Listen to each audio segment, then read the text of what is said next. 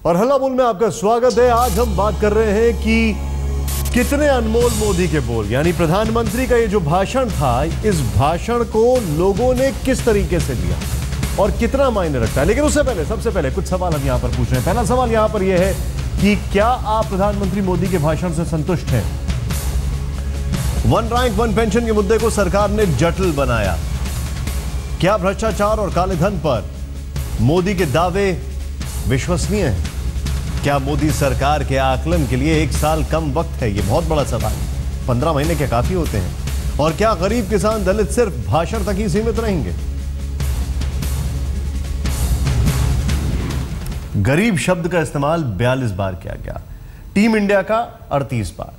लेकिन प्रधानमंत्री मोदी का यह सबसे लंबा भाषण था। कई सवाल यहां पर खड़े होते हैं। हमारे साथ हमारे खास मेहमान मौजूद हैं। सबसे पहले हम आपको बताना चाहेंगे, हमारे साथ केंद्रीय मंत्री डॉक्टर महेश शर्मा हैं, स्वागत है आपका। हमारे साथ पूर्व केंद्रीय मंत्री राजीव शुक्ला जी भी हैं, आपका भी स्वागत है, कांग्रेस के बड़े नेता हैं। हमारे साथ जनरल शंकर प्रसाद हैं, आपका भी स्वागत है। और हमारे साथ सीनियर जर्नलिस्ट और हमारे एक्सपर्ट रामकृपाल जी भी हैं, आपका भी स्वागत है। लेकिन सबसे पहले सवाल यह खड़ा होता है, और मैं सीधे सीधे ये सवाल, इस डिस्कशन को ओपन करता हूं। सबसे पहले मैं कांग्रेस का रिएक्शन लेना चाहूंगा। आज का जो प्रधानमंत्री का भाषण था, इसको अगर आंका जाए तो राजीव जी, आपके अनुसार क्या है ये? क्या आप इसको समझते हैं कि जो पिछले साल भाषण था उसके मुकाबले कैसा भाषण है? क्योंकि पिछले साल विपक्ष की बड़ी तारीफ हुई थी, हमें याद है, बड़ा अच्छा सेशन चला था। इस साल उसका कोई नाम दूर दूर तक नहीं लिया गया है। हमको पता है सेशन में क्या हुआ। आज का ओवरऑल भाषण क्या कहेंगे आप? देखिए, पिछले बार का भाषण और आज के भाषण में एक जो बड़ा फर्क ये था कि पिछले बार का भाषण आशा की एक उम्मीद लोगों की थी पिछली बार के भाषण में कि इतने वादे करके प्रधानमंत्री जी आए हैं देश के सामने, तो निश्चित रूप से वो हमें क्या देने जा रहे हैं, कैसे भारत बदलने जा रहे हैं, कैसे सब कुछ जो है उलट पलट कर देंगे और नया भारत खड़ा कर देंगे, एक उम्मीद थी और आशा का भाषण था। इस बार वो निराशा का भाषण था, क्योंकि इस बार लोगों ने जो भी है सवा साल है जो हुआ, उसमें ये पाया कि कहीं कुछ भी फर्क नहीं आया, कुछ भी बदलाव नहीं आया। जो वादे थे, जो आश्वासन थे, वो कहीं भी पूरे नहीं हुए। तो एक प्रधानमंत्री जी के भाषण में एक आपने देखा हो, एक टोन इस तरह का था कि जैसे वो सफाई दे रहे हो, डिफेंसिव हो, रक्षात्मक हो, कि देखो मैंने ये किया, देखो मैंने किया, तुम समझ क्यों नहीं रहे हो, तुम समझो, मैंने ये किया, मैंने ये किया। लेकिन वो कन्विंस लोगों को समझा नहीं पा रहे थे। तो इस भाषण में एक सबसे बड़ी कमी ये थी। और अब अगर बारी बारी से आप पूछे कौन कौन मुद्दे पे, तो उनको अभी मैं आपको निशांत पूरी तरह से जवाब दूंगा कि किन किन मुद्दों पर लोगों को समझा नहीं पा रहे और किन किन मुद्दों पर लोग उनकी बात समझ नहीं रहे। अब या तो ये है कि वो उनको सही नीचे से सही फीडबैक नहीं मिल रहा, क्योंकि लोग डरते हैं, उनको जाके ना उनके मंत्री बता पा रहे हैं, ना अधिकारी आपने ये जो पॉइंट रेज किया है, ना उनके सांसद बता पा रहे हैं। इस वजह से जनता में क्या असर है ये उनको पता नहीं चल पा रहा। सीधे अब इसी को सीधे ओपन करते हैं, हम अपने पूरे डिस्कशन को सीधे ओपन करते हैं। मुझे आपका पहला रिएक्शन लेना जरूरी था। ये आपका रिएक्शन है, यानी कि सीधे सीधे राजीव जी ने एक रिएक्शन ये दिया है कि वो समझाने की ज्यादा कोशिश कर रहे थे। डॉक्टर महेश शर्मा हमारे साथ हैं। महेश जी, क्या ये समझा जाए कि प्रधानमंत्री ने जो भाषण दिया, उस भाषण में इस बार वादों की बातें बहुत कम है, तो 1 साल के अंदर यह समझ में आ गया कि इंप्लीमेंटेशन करना बहुत मुश्किल काम है? ये क्या समझा जाए इस भाषण से? देखिए, ये भाषण 1 साल बाद, 1 साल पहले जब हम शुरू किया तो हमने कहा वादे हम ये करते हैं, लेकिन साल भर बाद भी अगर हम वादे करते रहेंगे तो पूरा देश और विपक्ष ये कहेगा अभी भी वादे करने का समय है। आज उन्होंने ये बताया कि जो जो बातें हमने कही थी, हमने कहा था कि हम इस देश को भ्रष्टाचार रहित देश बनाएंगे, उसकी शुरुआत कर उन्होंने बता दिया कि किस तरह कोयला जो कांड था उसका जवाब हमने किस तरह से दिया। 3 लाख करोड़ रुपए की देशी मुद्रा हमारे देश के खातों के अंदर आई।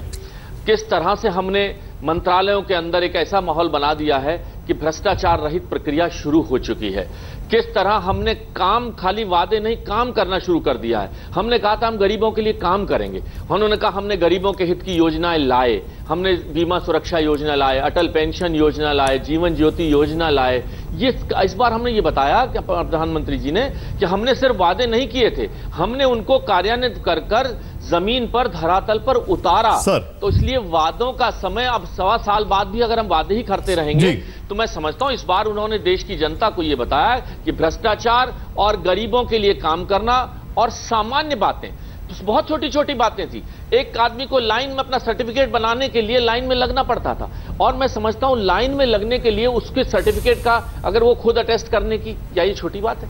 सर छोटी छोटी बात। महेश जी, मैं आपसे एक चीज जानना चाह रहा हूं। महेश जी मैं एक चीज, उन्होंने आपने कुछ पॉइंट रेज किए, बड़े वैलिड पॉइंट है। मैं आपसे एक सवाल पूछना चाह रहा हूं। भ्रष्टाचार पे मैं राजीव जी से रिएक्शन लूंगा, लेकिन आपने बताया कोयला का आपने किया, जो भी आपने अभी इसका जो भी एलोकेशन किया है, जो भी आवंटन आपने किया है, ऑक्शन किया है, आपको जो भी अमाउंट निकल रहा है उसका 10% भी नहीं है वन रैंक वन पेंशन, 10% भी नहीं है।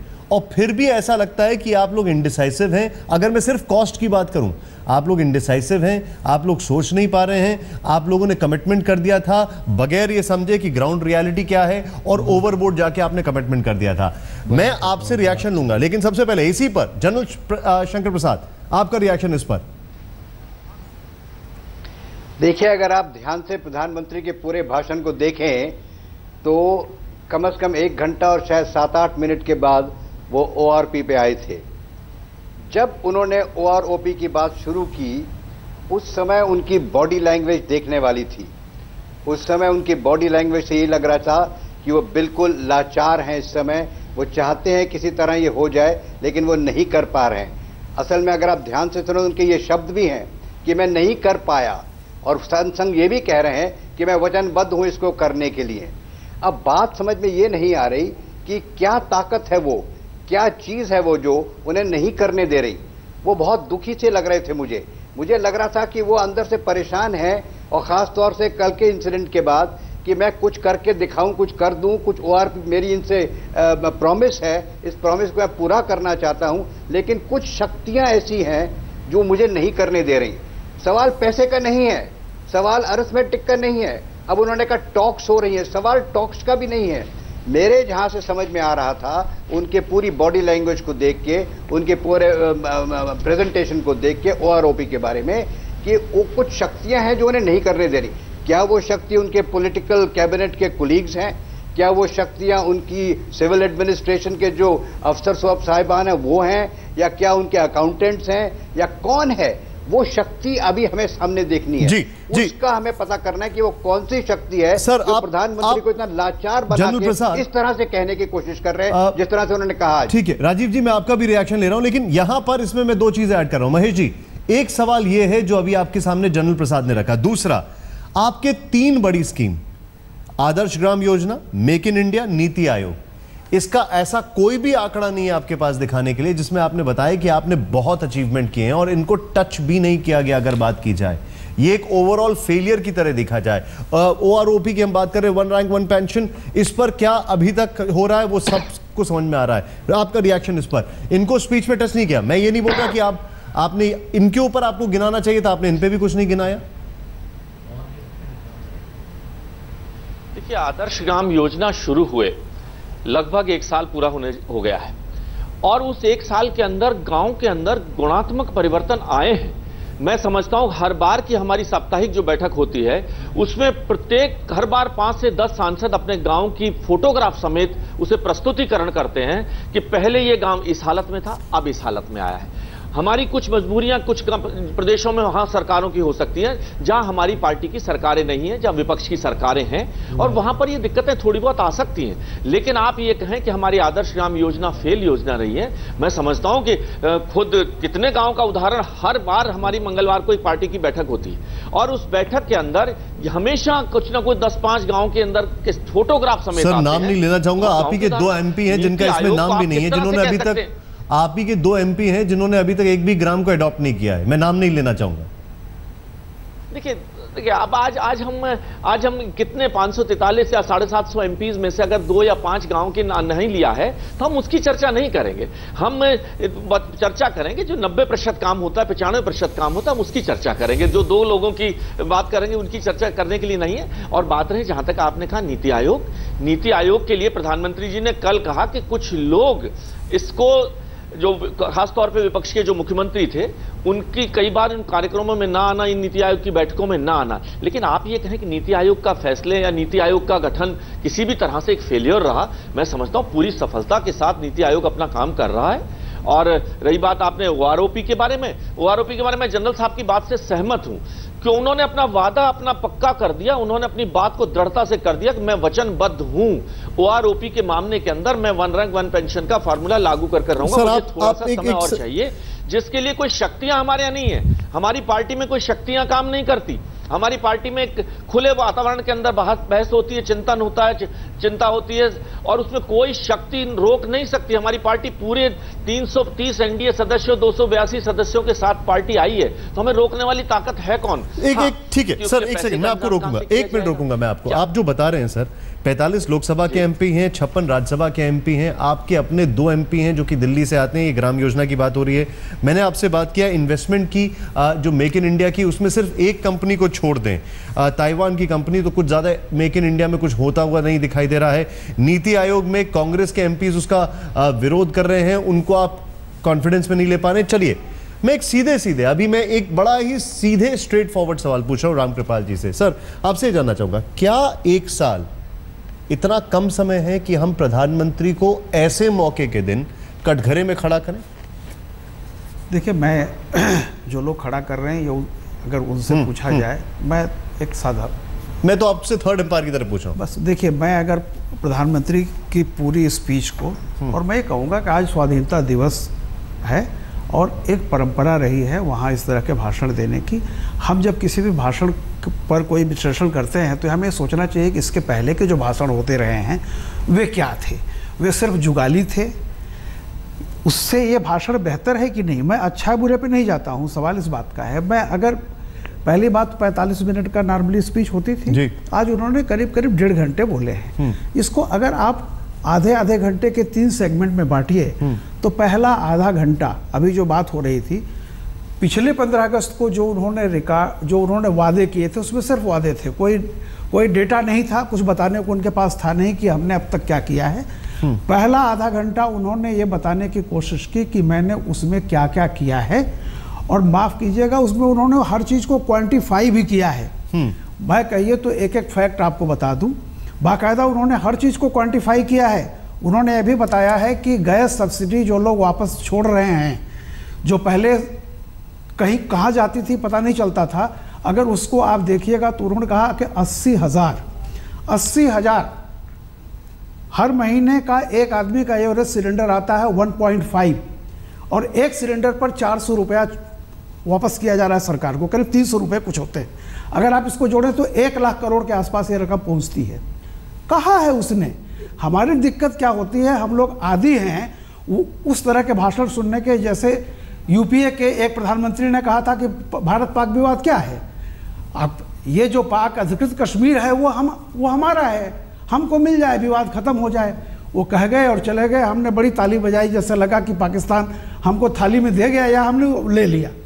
तो देखिए, ये जुमलेबाजी करके आपको हमेशा सुभाष किसी एक बम्बैया मसाला फिल्म की तरह कि 3 घंटे में एक लावारिस लड़का जो आता है 3 घंटे में करोड़पति हो जाता है और हम ताली पीटते लौट जाते हैं। बड़ी अच्छी फिल्म थी, हिट हुई बॉक्स ऑफिस पर।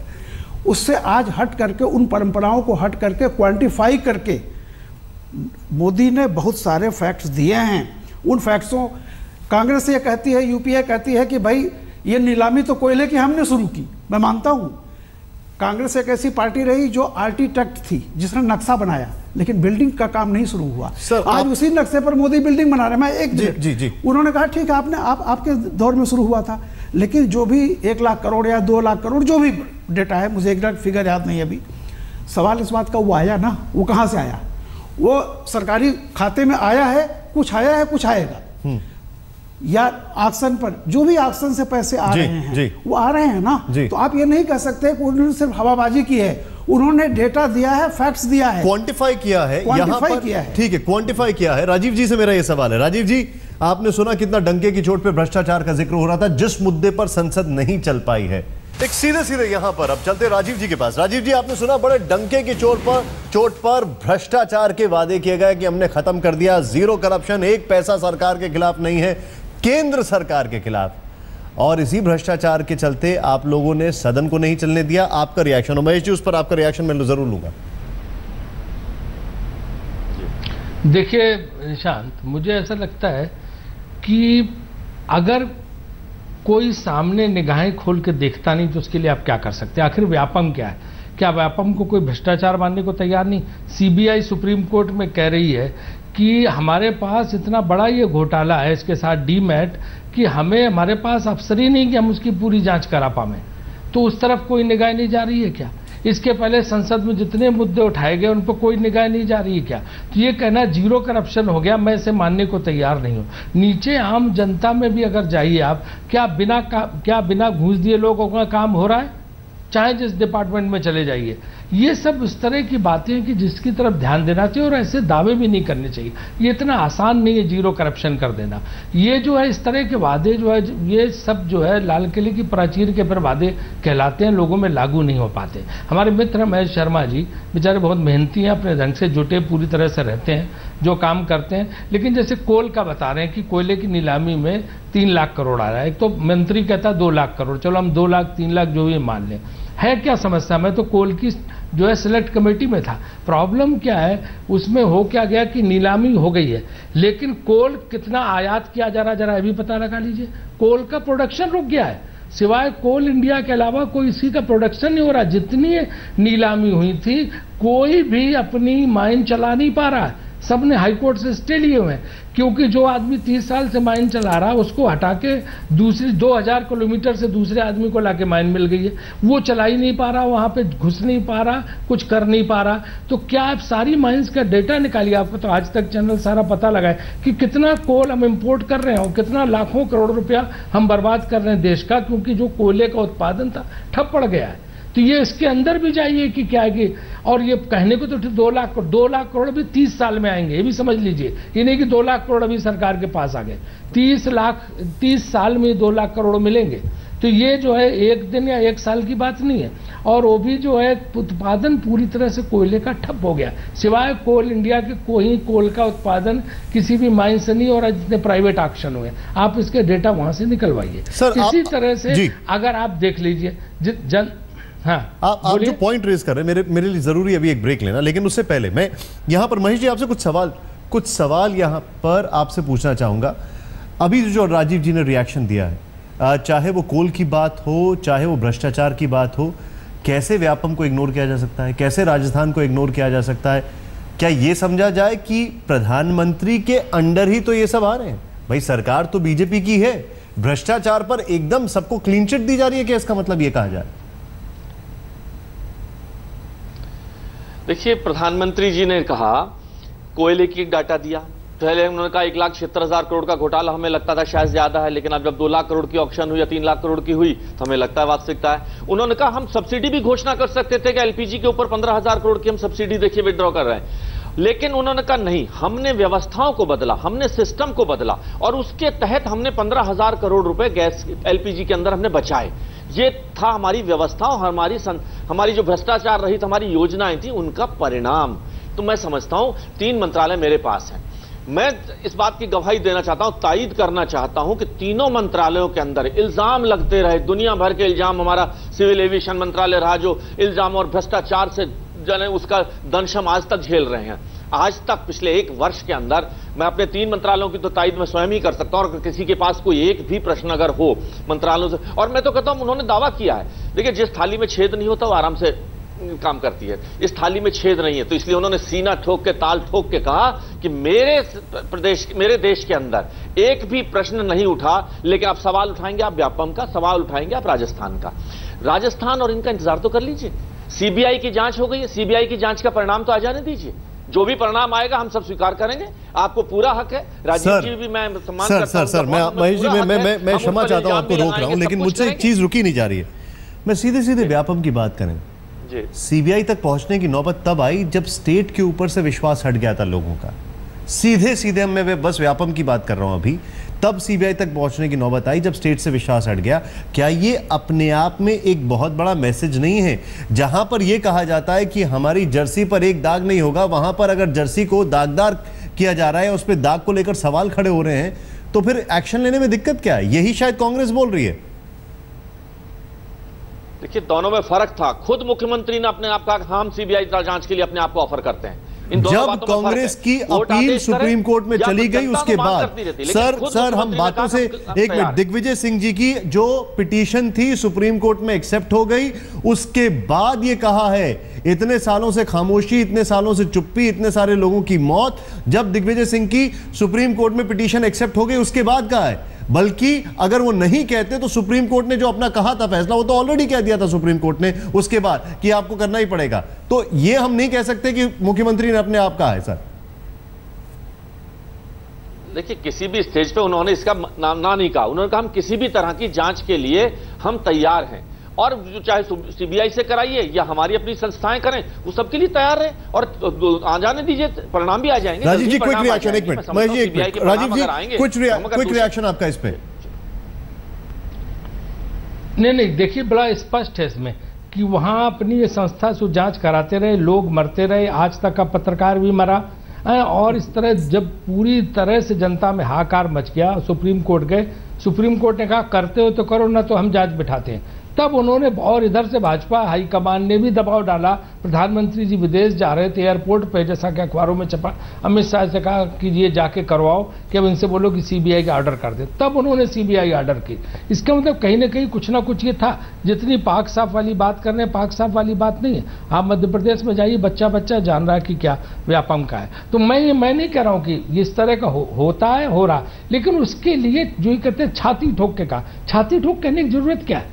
सारी समस्या वहीं से आती है। चुनाव के पहले भी छाती ठोक के कहा कि हम तुम्हें जो है सूरज देंगे, चंद्रमा देंगे, हम तुम्हें मंगल देंगे, बुध देंगे, बृहस्पति। वही तो जनता आज कह रही है कि भैया तुम्हें इतना सब तुमने कहा दे, दिया कुछ नहीं। एक मिनट राजीव जी, आप जो बता रहे हैं, चाहे वो 15 लाख रुपए खाते में जाने हो, चाहे जो जितनी मामले, चाहे नीति आयोग का मामला हो। मैं तो योजना मंत्री था, लास्ट अगर देखो योजना आयोग का मंत्री तो मैं ही था। इतनी चीजों पे सलाह वित्त मंत्रालय को जाती थी। आज वित्त मंत्रालय जो है पूरी तरह से पावरफुल हो गया। उस पर जो प्लानिंग कमीशन का एक कंट्रोल रहता था, जो उसकी सलाह रहती, तो कहीं नहीं है। तो नीति आयोग का भी वही मसला है। और उसी तरह जितने भी आप और भी जितने मुद्दे आप ले लीजिए, जो पुरानी योजनाएं जो हमारी शुरू की हुई थी, जनधन योजना हो, वीजा ऑन अराइवल हो, चाहे वो आधार कार्ड हो, वो सब तो चल रही हैं। उन्हीं वही योजनाएं सफल भी हैं। और अगर गैस सब्सिडी की बात अभी उठी थी, गैस इसके पहले किसने शुरू किया था कि 11 सिलेंडर हैं, और जो है जो लोग ज्यादा से 11 से ज्यादा सब्सिडी के सिलेंडर नहीं है,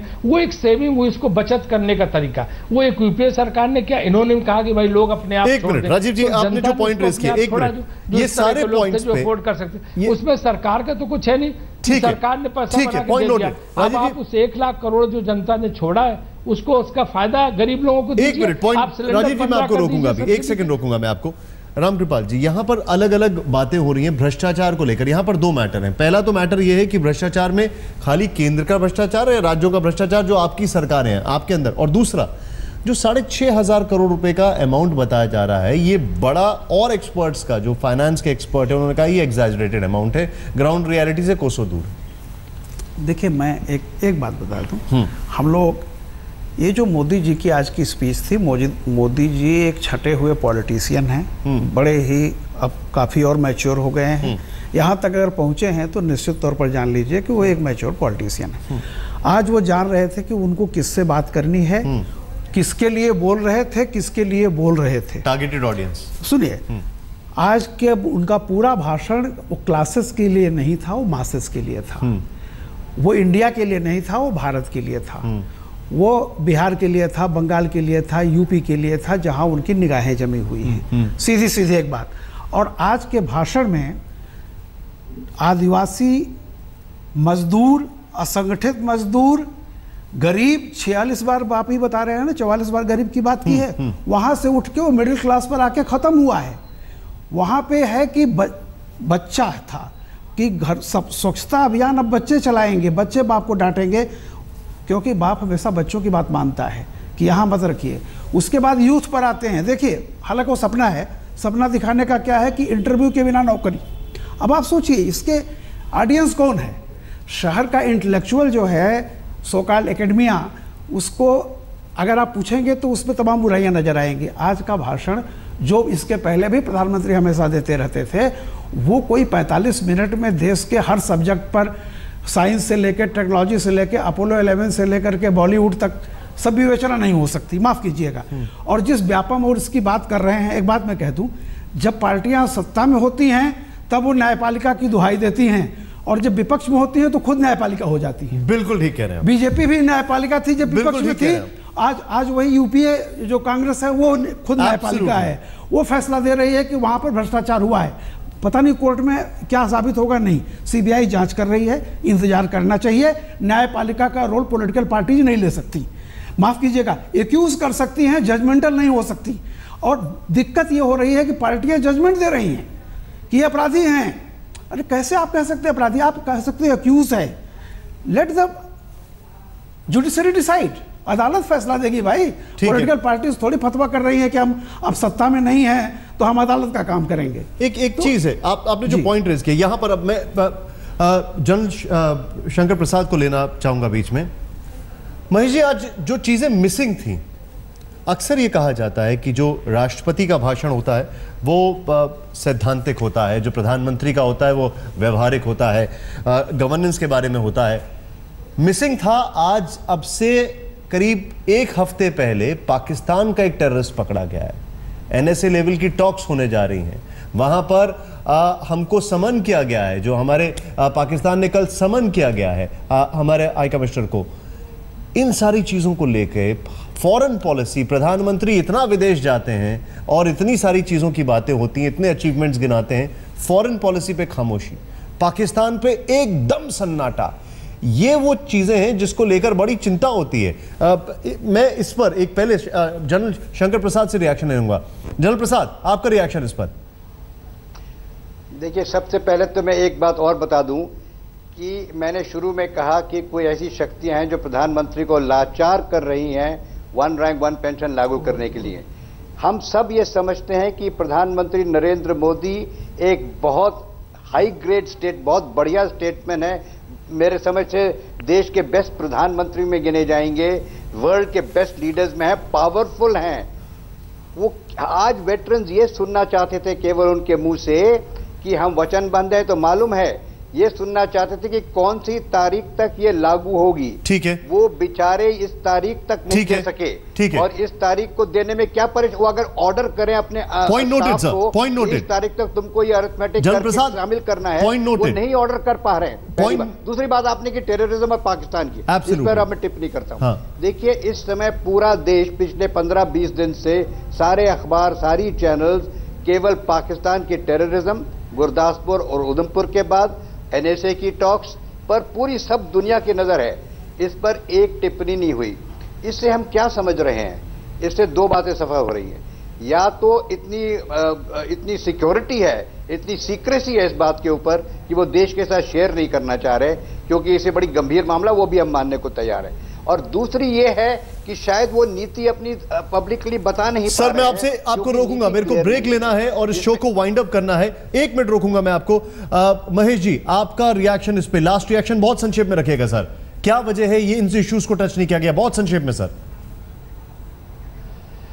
देखिए, आज उनके सामने जो मुद्दे थे, मैं समझता हूं रामकृपाल जी ने बहुत अच्छी बात कही है कि आज उन्होंने ये प्रूव करने की कोशिश करी। आप कह सकते हैं कि उन्होंने टीम इंडिया का नाम बहुत इतने बार लिया। मैं समझता हूं आज वो ये कहना चाहते थे कि आज हम तैयार हो गई है हमारी टीम, और हम अपने 125 करोड़ देशवासियों के लिए टीम इंडिया, मेरे मंत्री, मेरे सांसद मिलकर हम तैयार हैं उनको डिलीवर करने के लिए। अब जनरल साहब ने कह दिया कि हो सकता है ये राष्ट्रीय सुरक्षा से जुड़ा हुआ मसला है और पाकिस्तान के मसलों सर, मैं रोकना चाहूंगा आपको, क्षमा चाहता हूं, मैं रोकना चाहूंगा आपको। डेलिकेट इश्यू है, इन पर देना बहुत जरूरी नहीं। Point noted. आपको रोकना चाहूंगा। आपने टीम इंडिया का जिक्र किया है, 38 बार टीम इंडिया का आज नाम लिया गया है। सवाल खड़ा ये होता है यहां पर कि क्या टीम इंडिया में एक्स सर्विसमैन नहीं है जिनको डेडलाइन नहीं दी गई? हाँ, उनका जिक्र छेड़ा गया, लेकिन यह जिक्र तो पहले से हो रहा है। आप सभी लोगों को मैं शुक्रिया कहना चाहूंगा, लेकिन कई सवाल ऐसे हैं जिनका जवाब हम ढूंढने की कोशिश कर रहे हैं, और एक जवाब जनता का है। क्या कह रही है जनता? और अब देखते हैं आप हमारी जनता की राय क्या है। आइए देखते हैं। 74% हां और 26% नहीं, और तकरीबन 12,000 के आसपास मैसेजेस आए हैं। ओके, ब्रेक, आप देखते रहिए।